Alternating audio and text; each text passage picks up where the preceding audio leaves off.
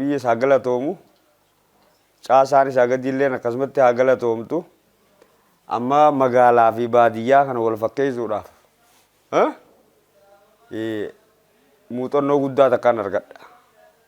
Magaalaa fi baadiyyaa wal fakkeessu koloodira limaati baadiyyaa fi magaalaa wal fakkeessuuf hedduun galateeffadha.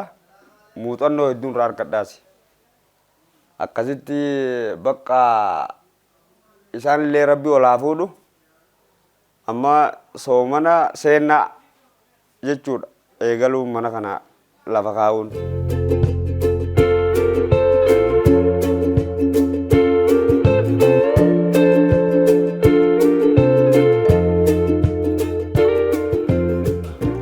Caakkaa waraabeysi hurboo hadhiddeen galtu akkas keessa turre amma kunoo akkasitti har'a nu bareedee nu gammachiisee Dr. Abiyyiin haa galatoomu. Gammachuu akka gaariidhaatti gammachuun nu keessa bultee ila ammallee gammachuun nu keessa jirti jechuudha. Hatakkaa dhufee hin beeyne har'a dhufee wal barree wal bira teenyee harka wal fuunee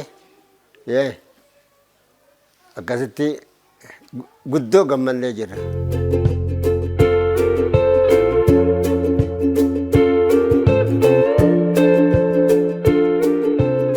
የገጠር ኮሪደር ዋናው ዓላማ ይታወቃል። እንደ ሀገርም በተቀመጠው ያው የገጠር ማህበረሰብ የኑሮ ዘይቤውን የመቀየር ስራ ነው። አኗኗሩ የተሻለ ኑሮ መኖር አለበት በሚል እንደ ሀገር የተቀመጠ አቅጣጫ ነው። ስለዚህ በሁሉም ወረዳዎች በተለይ ደግሞ በሶስቱም የገጠር ወረዳዎች ይህን ስራ ቀድመን ጀምረናል። ይሄኛው የሶፊ ወረዳና የሶፊ ወይም የቡርቃ አካባቢ በሁለቱ ቀበሌዎች ደግሞ ለየት የሚያደርገው አንደኛ የአካባቢን በትንሽ ብር ሰው ቤት እንዴት ሊኖረው ይገባል ነው አርሶ አደሩ። ሌላው ደግሞ መንገዱን ከገጠር ከከተማ ኮሪደር እና የገጠሩን ኮሪደር በመንገድ እንዴት እናስተሳስራለን ነው አንዱ ልዩ የሚያደርገው። ለምን በከተማ ላይ ብዙ የከተማ ኮሪደር ሰርተናል፣ ግን አርሶ አደሩንም ከከተማው ጋር የማስተሳሰር አንዱ ለማስተሳሰር መንገድ አስፈላጊ ነው። ስለዚህ የመንገድ ስራዎችን በሰፊው የጀመርንበት ሁኔታ ነው ያለው።